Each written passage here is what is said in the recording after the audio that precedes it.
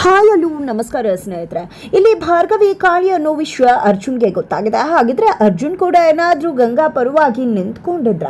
ಇದರ ನಡುವೆ ಇಲ್ಲಿ ದೇವ್ ಹಾಗೆ ಪವಿತ್ರ ಎಂಟ್ರಿ ಆಗ್ತದೆ. ಇದು ಎಲ್ಲವನ್ನ ಕೂಡ ತಿಳ್ಕೋಬೇಕು ಅಂದರೆ ಈಗಲೇ ನಮ್ಮ ಈ ಚಾನಲ್ನ ಸಬ್ಸ್ಕ್ರೈಬ್ ಮಾಡಿ, ಹಾಗೆ ಒಂದು ವಿಡಿಯೋವನ್ನು ಪೂರ್ತಿಯಾಗಿ ನೋಡೋದನ್ನು ಯಾವುದೇ ಕಾರಣಕ್ಕೂ ಕೂಡ ಮರಿಬೇಡಿ.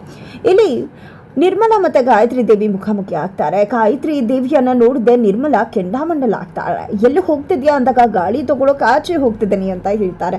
ಗಾಳಿ ತಗೊಳಕ್ ಹೋಗ್ತೀನಿ ಅಂತಾನೆ ಹೇಳ್ತಾನೆ ಇರ್ತೀಯಲ್ಲ, ಹೊರಗಡೆನೆ ಹೋಗ್ಬಿಡು, ಏನು ಅನ್ಕೊಂಡಿದ್ಯಾ ನೀನು, ಹಾಗೆ ಹೀಗೆ ಅಂತ ಅವರಿಬ್ಬರು ನಡುವೆ ಮಾತನಾಡ್ಯತ್ತ.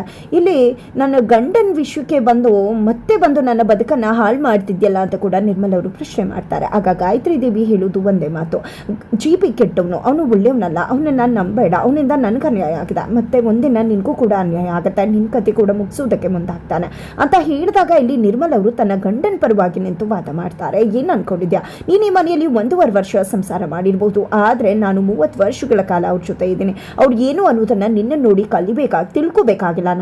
ನೀನು ಏನು ಅನ್ನೋದು ನಂಗೆ ತುಂಬ ಚೆನ್ನಾಗಿ ಗೊತ್ತದ, ನನ್ನ ಗಂಡ ಏನು ಅನ್ನೋದು ಕೂಡ ಗೊತ್ತದ. ನೀನು ಹೇಳಿದ ಮಾತ್ರಕ್ಕೆ ನನ್ನ ಗಂಡನ ಮೇಲೆ ಅನುಮಾನ ಪಡೋಳಲ್ಲ ನಾನು ಅಂತ ಹೇಳಿದ ತಕ್ಷಣ ಜಿ.ಪಿಗಂತೂ ಫುಲ್ ಖುಷಿ ಆಗ್ಬಿಡುತ್ತೆ.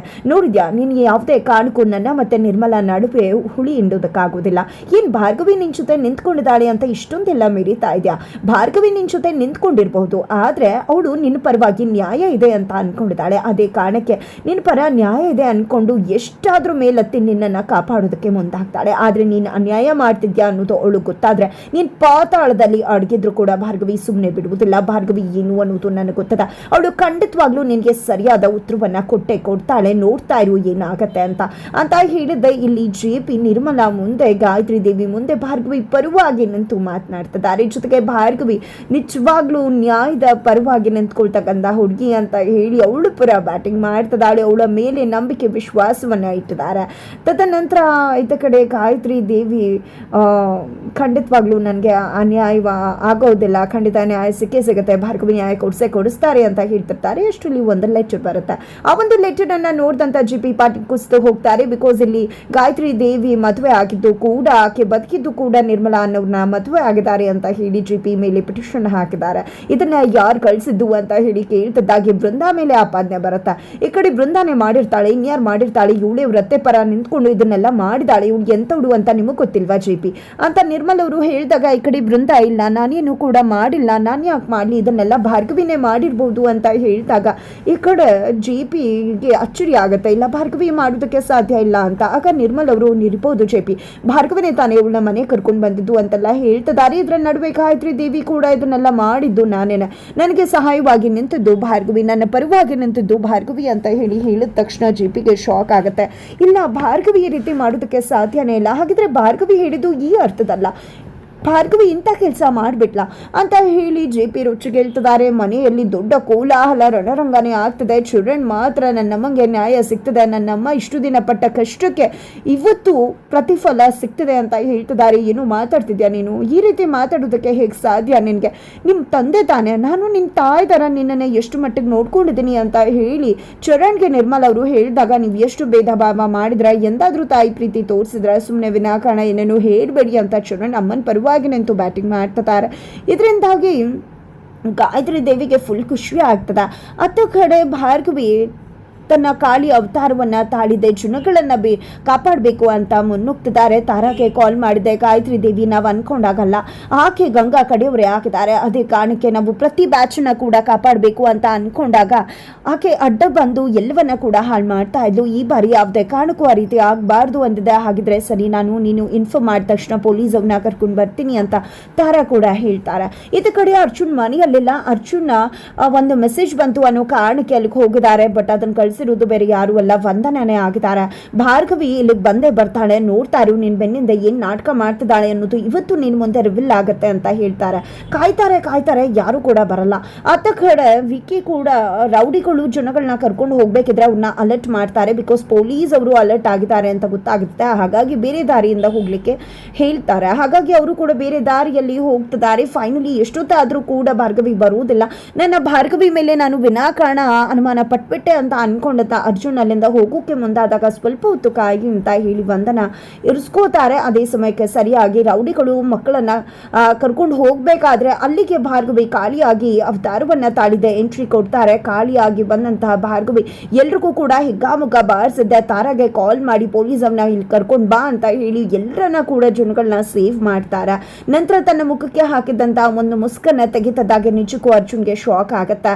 ಈ ಕಡೆ ಅರ್ಜುನ್ ತಲೆ ಕೆಡಿಸ್ಕೊಂಡೇ ಬಿಡ್ತಾರೆ. ನಂತರ ಭಾರ್ಗವಿ ಕಾಲ್ ಮಾಡ್ತಾರೆ, ಎಲ್ಲಿದ್ರ ಅಂದಾಗ ಅನಾಥಾಶ್ರಮದಲ್ಲಿ ಕೆಲ್ಸಕ್ಕೋಸ್ಕರ ಹೊರಗಡೆ ಬಂದಿದ್ದೀನಿ ಅಂತಾರೆ. ಈಗಲೂ ಕೂಡ ಸತ್ಯ ಹೇಳಿಲ್ಲ ಅಂತ ಅರ್ಜುನ್ ತುಂಬಾನೇ ಕುಸಿದು ಹೋಗ್ತಾರೆ. ಹಾಗೆ ದಾರಿಯಲ್ಲಿ ಬರ್ಬೇಕಿದ್ರೆ ಆಕ್ಸಿಡೆಂಟ್ ಕೂಡ ಆಗತ್ತೆ.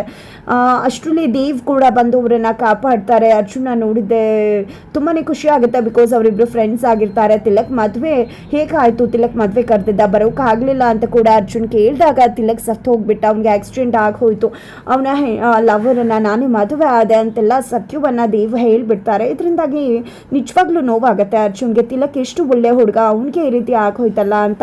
ಈ ಕಡೆ ದೇವ್ ಮತ್ತೆ ತಿಲಕ್ ಎಷ್ಟು ಒಳ್ಳೆ ಸಂಬಂಧ ಇಟ್ಕೊಂಡಿದ್ರು.